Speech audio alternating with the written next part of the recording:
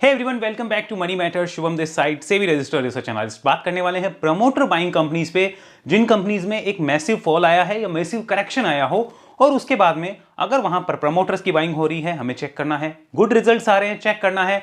या FIIs, DIs, promoter तीनों bye कर रहे हैं तो उसको चेक करना बनता है। ऐसे ही 3 स्टॉक्स को लेकर आज डिस्कशन करेंगे।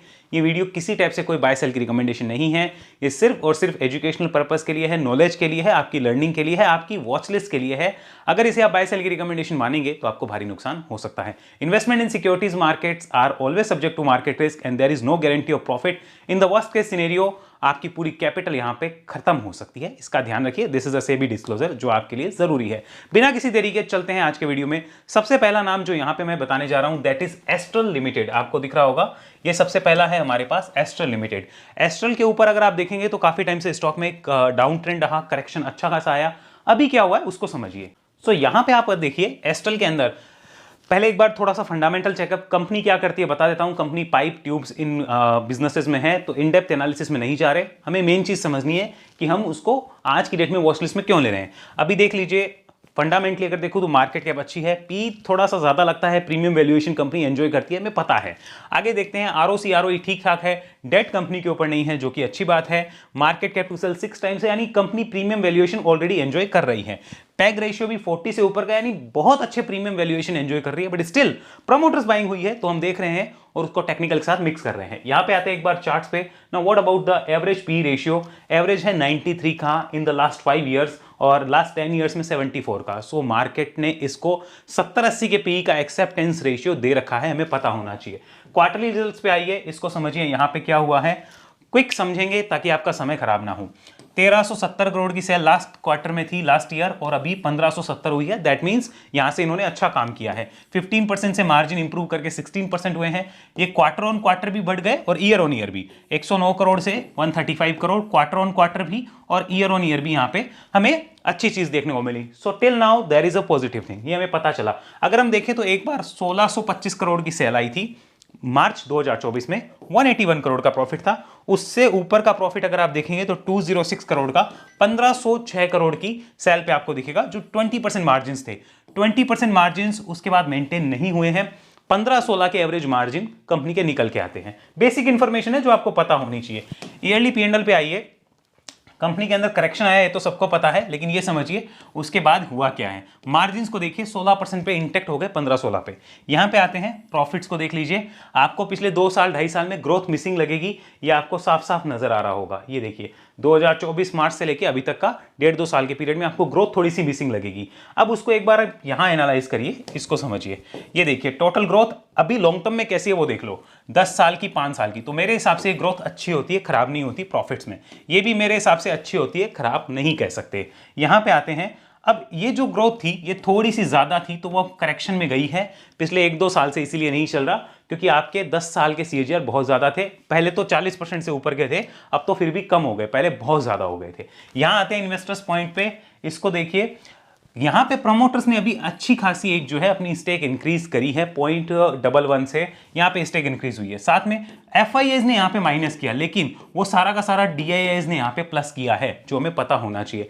यानी कि प्रमोटर्स प्लस डीआईआईज 2 बाइंग हुई है। यहां पे हम क्या करेंगे, प्रमोटर प्लस डीआईआई बाइंग हुई है, रिजल्ट्स अच्छे आए हैं। सो ये हमारे पास पॉजिटिव चीज है। नेगेटिव क्या है, एफआईआई सेलिंग, ये एक नेगेटिव चीज है। तो हमारे पास इतनी चीजें आ गई। अब इसको हम चार्ट पे कंफर्म करते हैं, फिर अगली कंपनी पे चलेंगे बिना समय गंवाए। तो यहां पे आते हैं, सबसे पहले इसको देखिए, दिस इज द चार्ट और यहां पे मैं लगा देता हूं आपके सामने long term moving average also. See this one, what happened. ये हमारे सामने गिरावट है, 2400-2500 से स्टॉक लगभग 1200-1250 तक आया। आने के बाद क्या हो रहा है, नाउ स्टॉक जो है एक बेस बिल्डिंग के मूड में है। ध्यान से देखिए किस चीज के मूड में है, stock is in mood off base building. इस बेस बिल्डिंग में ये जो रेजिस्टेंस जोन है ये बार बार इसको तंग कर रहा है। अप्रोक्सीमेट यू कैन से 1600 और 1610, ये जो रेजिस्टेंस जोन है ये इसको तंग कर रहा है। यहां अगर आप देखेंगे तो इधर देखिए इसने बार बार सपोर्ट्स लिए हैं। सो द क्लैरिटी इज कि स्टॉक जो है गिरावट करके बेस बिल्डिंग बना रहा है with the long term moving average. अब उसके ऊपर आना, ट्रेड करना शुरू हुआ है। लेकिन जब प्राइस एक्शन बोलेगा तो हम कह सकते हैं ट्रेंड कंटिन्यूएशन होगा। So daily chart trend is sideways right now. और साइडवेज कैसे हो रहा है, क्या ट्रेंड के बाद साइडवेज है? नहीं, गिरावट के बाद है। So that attracts fresh investors और फ्रेश बुल्स, ये ध्यान रखना है। क्या मैं आपको कोई रिकमेंडेशन दे रहा हूं? बिल्कुल नहीं, भारी नुकसान हो जाएगा। मैं तो सिर्फ इतना कह रहा हूं, ये जो पुराने बुल्स होते हैं उनकी जगह नए बुल्स भी होते हैं, उनको भी अट्रैक्ट करता है इस टाइप का चार्ट पैटर्न, उनको बुलाता है कि अपनी वॉच लिस्ट में ऐड करो। ठीक है, कहां ऐड करो? वॉच लिस्ट में ऐड करो, रिव्यू करो इस पॉइंट के ऊपर। कौन बोलता है ऐसा? ऐसा ही चार्ट बोल रहा है। अब इसी को एक बार यहां पे हम कन्वर्ट कर लेते हैं, यहां वीकली चार्ट पे कंप्लीट डाटा समझिए। So as you can see, stock उस भाव पे ट्रेड कर रहा है जिस भाव पे लगभग 2021 जून में भी था। अगर मैं यहां थोड़ा सा पुराना जाऊं तो यहां पे मार्च 2021 में भी लगभग यही भाव जो है वो स्टॉक का मिल रहा था। अभी अगर आप पैटर्न्स देख लेंगे तो आपको पता चलेगा साफ साफ, ये जो है ये साइडवेज चीज हो गई। साइडवेज से अगर आप एक देखोगे तो ये निकलने की तैयारी कर रहा है। यहां से अगर निकलता है, we can say the stock is ready for the trend continuation. तो चीजें क्या निकल के आई? चीजें निकल के आई, रिजल्ट्स कैसे हैं आपके? रिजल्ट्स अच्छे हैं। प्रमोटर्स ने क्या किया है भाई? प्रमोटर्स ने बाइंग करी है। डीआईआईज ने क्या किया है भाई? डीआईआईज ने बाइंग करी है। नेगेटिव क्या आई? एफआईआईज जो हैं वो यहां पे बेच रहे हैं, नेगेटिव। और नेगेटिव क्या हुई? वैल्यूएशन जो है वो आपके ऑलरेडी प्रीमियम है। यहां पे हमने इसको भी नेगेटिव मार्क किया, ऑलरेडी आपके प्रीमियम वैल्यूएशन है। तो ये चीजें नेगेटिव आई, लेकिन इन सब चीजों का कोई रिलेवेंस नहीं रहेगा, इनका भी कोई रिलेवेंस नहीं रहेगा जब ये ट्रेंड के अंदर जाता है। तो ये भारी पड़ेगी कब? जब ये इसके ऊपर ब्रेकआउट करेगा। तब तक कौन सी भारी है? ये ऑलरेडी भारी है। ओके, अभी मार्केट इनको देख रहा है, ऐसा मानो। मार्केट इनको देखना कब शुरू करेगा? जब मानना इनको इसके ऊपर ब्रेकआउट कर दे, तो मानना मार्केट ने इनको रेस्पेक्ट देनी स्टार्ट करी है। क्लियर हुआ? सिंपल लैंग्वेज में समझते हैं, कॉम्प्लिकेटेड नहीं करते हैं ज्यादा। अब आओ मंथली चार्ट पे। एक ही चीज की कमी लगी मुझे मंथली चार्ट पे, that consolidation time is not that long. क्योंकि गिरावट जितनी है उसके अकॉर्डिंग थोड़ा सा कंसोलिडेशन अभी और डिमांडिंग है। थोड़ा महीने 2 महीने और रुक जाए, फिर अगर ब्रेकआउट करे then it will attract more bulls, ऐसा मुझे लगता है, और फिर और बुल्स उसको देखेंगे। अदरवाइज यहीं से कुछ शुरुआत होगी तो उसको लंबा चलने में थोड़ा सा समस्या आ सकता है। हालांकि शुरुआत तो हो जाएगी, वो ऊपर जाके उसे कंसोलिडेट करना पड़ेगा या वापस करेक्शन करना पड़ेगा, तो देखते हैं। लेकिन यस, इसके ऊपर रिव्यू करना बनता है। बात करते हैं सेकंड कंपनी पे, राशि पेरिफेरल्स। यहां पे सेकंड कंपनी है। सबसे पहले इसके फंडामेंटल्स को हम चेक करेंगे, राशि पेरिफेरल्स, और बहुत अच्छी चीज दिखाऊंगा इसमें। अब ये कंपनी करती क्या है? डिस्ट्रीब्यूटर है और ये आफ्टर सेल सर्विस भी करती है। बहुत से ब्रांड है जैसे डेल हो गया, एचपी हो गया, इनके काम करती है, इलेक्ट्रॉनिक ब्रांड्स के काम करती है। मैं उनके इनडेप्थ नहीं जा रहा, आप अमेजन खोल के देखना, वहाँ पे सेलर डालना राशि पेरिफेरल्स, पता चल जाएगी बहुत सी चीज़ें। आप इनकी वेबसाइट को भी विजिट कर सकते हैं। मैं वीडियो को छोटा करने के लिए थोड़ी चीज़ें शॉर्ट में बता रहा हूँ। 2200 करोड़ की मार्केट कैप है। स्टॉक का पी, आरओसी, आरओई को देखते हुए अच्छा है। बुक वैल्यू 281 के आसपास है। प्रमोटर की होल्डिंग अच्छी है। डेट कंपनी के ऊपर इतना नहीं है लेकिन थोड़ा बहुत है। अनप्लेज है। प्रॉफिट ग्रोथ ठीक है। मार्केट कैप टू सेल्स 0.17 है, यानी जितनी आप सेल कर रहे हो उसके 20% भी आपको मार्केट कैपिटलाइजेशन नहीं मिला है, ये पता रखिए।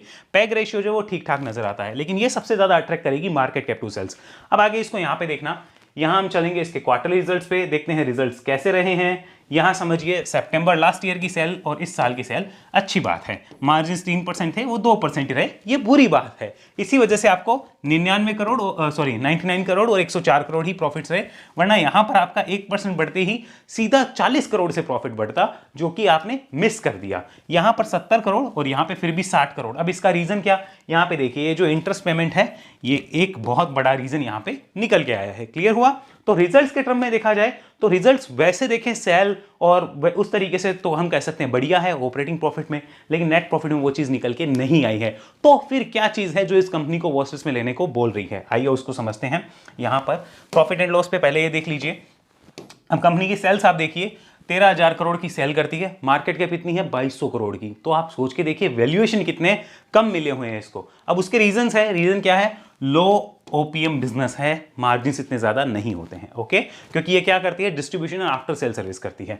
यहां पे देखिए 210 करोड़, 206 करोड़। तो हम कह सकते हैं ट्रेलिंग 12 मंथ में आप अभी भी अपने हाईएस्ट एवर नेट प्रॉफिट के आसपास चल रहे हो। The only thing that is missing here is growth. तो उसका वैलिडेशन हमें कहां से मिलेगा? यहां पर आते हैं, एक बार देखते हैं इन्वेस्टर्स पॉइंट पे, और यहां पे देखिए प्रमोटर्स क्या कर रहे हैं, मैं वो दिखाना चाहता हूं। प्रमोटर्स की होल्डिंग देखो 63.41, 63.61। क्यों भाई, क्यों बढ़ा रहे हो इतनी? सीधी बढ़ा दी, 63.65। अच्छा, अब और 63.80। तो ये क्या कर रहे हैं? प्लस प्लस प्लस, पिछले 3 क्वार्टर से लगातार ये अपनी स्टॉक जो है वो खरीदे जा रहे हैं। तो ये स्टडी बनता है, इसलिए मेरी वॉच लिस्ट में आया है। रिजल्ट्स देखता तो शायद मैं इसको वॉच लिस्ट में नहीं लेता। बाहर की चीजें रिजल्ट में ठीक है, लेकिन ग्रोथ नहीं थी तो मैं नहीं लेता। बट यहां पर इंटरेस्टिंग चीज क्या, प्रमोटर्स लगातार बाइंग कर रहे हैं, should be part of the watch list. अब आओ DIIs ने क्या किया और FIIs ने क्या किया वो दोनों देखो। तो यहां पे ये देखो, प्रमोटर, FII, DII तीनों ने बाय किया है। खास बात क्या है यहां पे देखना, ये DIIs ने देखो क्या किया था, यहां पे बाय किया दिसंबर के अंदर, यहां से आप दिखेगा कि ये होल्डिंग इंक्रीज हुई, फिर होल्डिंग इंक्रीज हुई कब, मार्च में, फिर हुई जून में, फिर हो रही है सितंबर में। तो प्रमोटर्स DIIs दोनों तो लगातार 3 क्वार्टर से बाय कर रहे हैं, और FIIs जो है उन्होंने भी अपनी होल्डिंग जो है वो थोड़ी बहुत बढ़ाई है।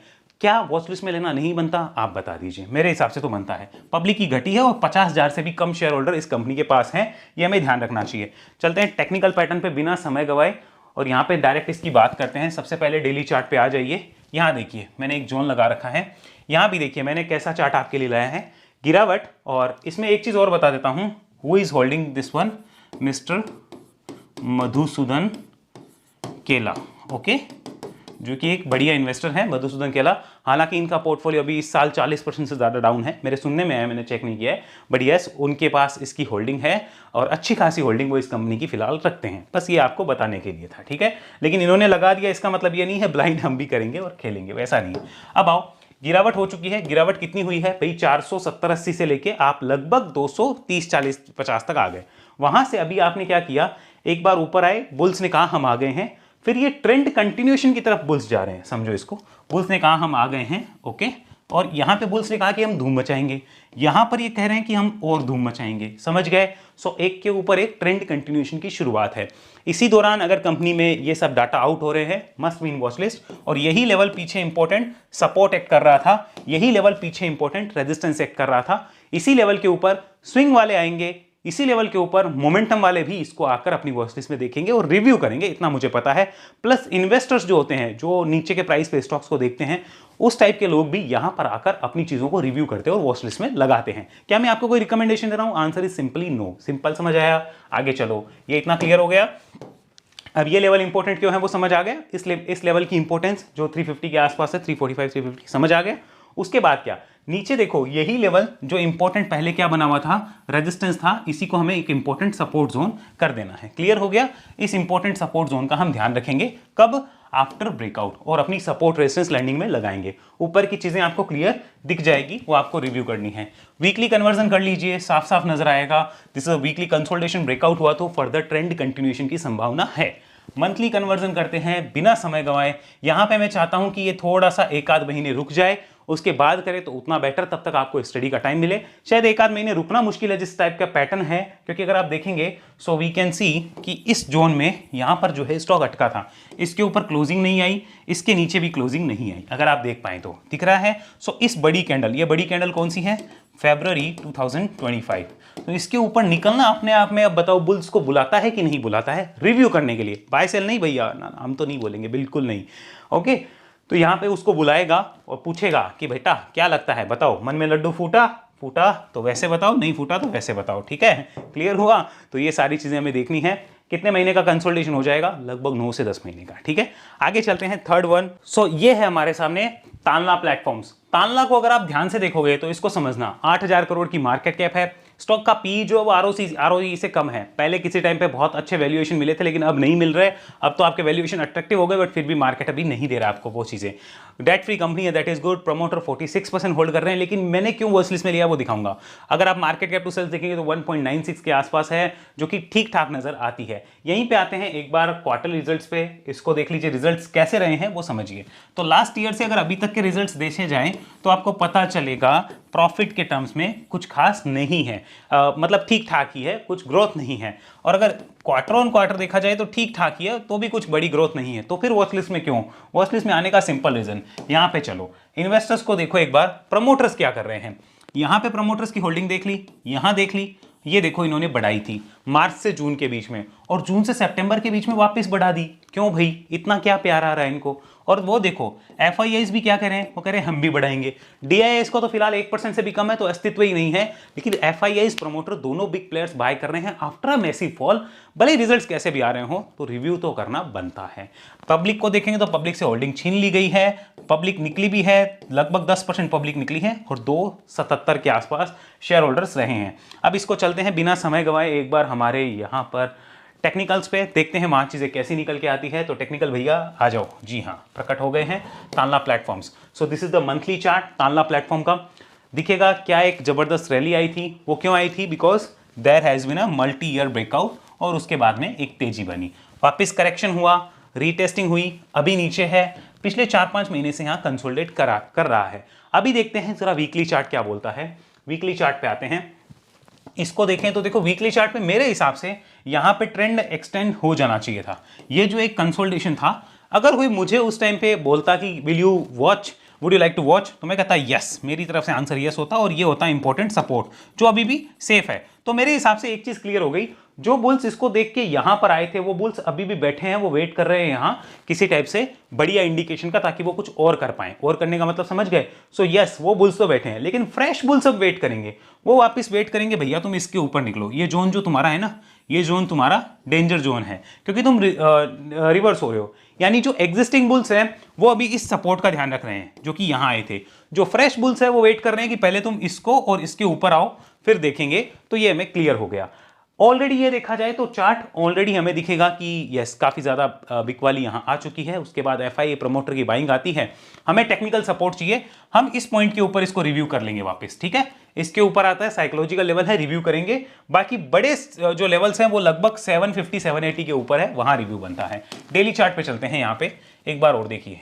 यस, ये आपको दिखेगा। चलो एक बार यहां काम करते हैं। Yes, long term moving average भी है साफ साफ। देखो भैया यहां पे ना कोई रीजन नहीं था, इस पॉइंट पे कोई रीजन नहीं था कि ये यहां से ट्रेंड कंटिन्यूएशन ना करे।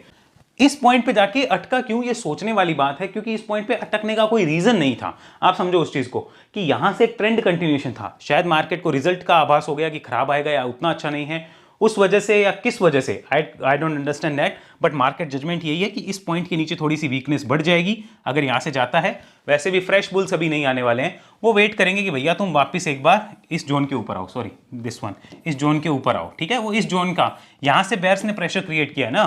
सो फ्रेश हमें रिव्यू कब करना है, इस पॉइंट के ऊपर। अभी वॉच लिस्ट में रह सकता है, नीचे कोई पैटर्न बने तो देख सकते हैं। अच्छी बात क्या है, प्रमोटर्स बाइंग, FIIs बाइंग, ये हमें नोट करना है और काफी अच्छी बाइंग हो रही है कंटिन्यूअस, ठीक है।